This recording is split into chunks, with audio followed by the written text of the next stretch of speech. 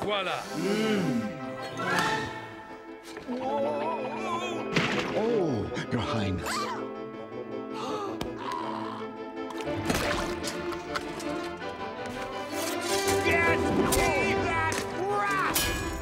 What is your favorite soup? You know, I like chicken soup. Any soup that somebody makes for me. Matzo ball soup. A Moroccan lentil soup. I love Heinz tomato soup. Cabbage soup at the Edison Diner in New York that I like.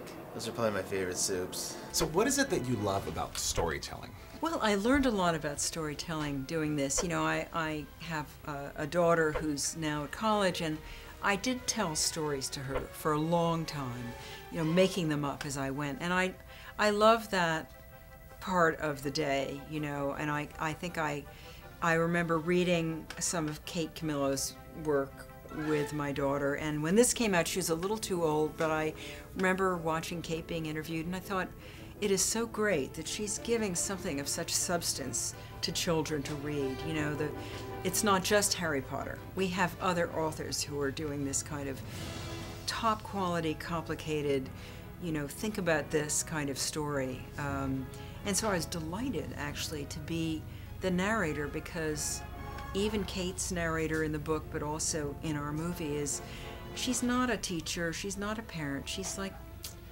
not a kid, but she's like, you know, she's kind of a co-conspirator. It's like having a mom there. Yeah. Reading you the story, which is really, really nice. Oh, good. You didn't cower. Looks like a sword. It's a carving knife. It's beautiful. One of the things I loved about the character was that he's so fearless, and that he came into this life fearless. Do you believe that we come into this world fearless? Well, we come in stupid, you know, we don't know to be afraid. Yeah, I guess we do. You know, he's, in this land, he has to go to school in order to learn to cower and be frightened enough. And he fails. Yeah, I think you learn some unnecessary things to be afraid of, I suppose. When you were writing this, and you had a vision of these characters in this world, how did that translate once you saw the movie? Did they? There are literally parts of it that are exactly as I imagined it to be in my head, in my strange little head. And then there are parts of it that defy even my powers of imagination, like Rat World.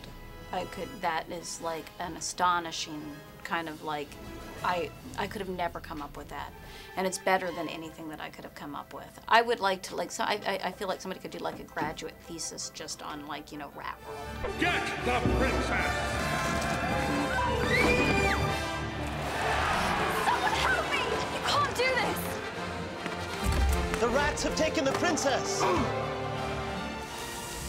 I come! You've become quite a veteran at translating these children's characters into the big screen. What challenges do you face when you're taking an author's vision and still being able to be true to your creative side? Well, I guess working with both Harry Potter and now The Tale of Despereaux is that they are so much loved and so popular books and characters that you feel very responsible.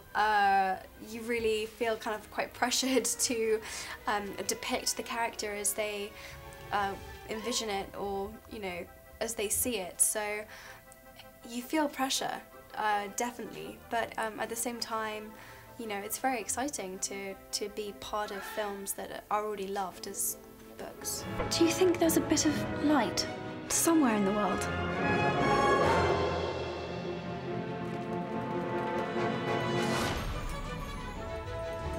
Despereaux. Wow, he's so puny.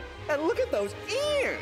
You've done, you voiced a character in an animated feature, and you've narrated. Do you prepare differently to narrate something as opposed to being the actual voice for the character? Well, the narrator is a character, but it's kind of, I was very glad to have Gary Ross there because we've worked together on Dave, and you know, we had to try a bunch of different things, and he even had a couple of young people come in and sit opposite me, so I had someone to tell the story too, because he really wanted that immediacy.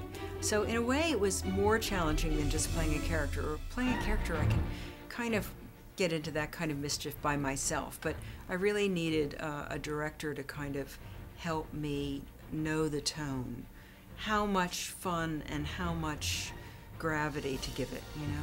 Now, what are you hoping audiences take away from this? Like Tomato soup is good. tomato soup. Tomato soup. Now you're all thinking about soup. Yeah, I just had some good tomato soup the other day. I hope that kids take away some of the kind of codes that Despereaux so believes in and wants to live his life by. I think it's a nice story for a family. I love that line, mice aren't born knowing how to cower, they have to learn.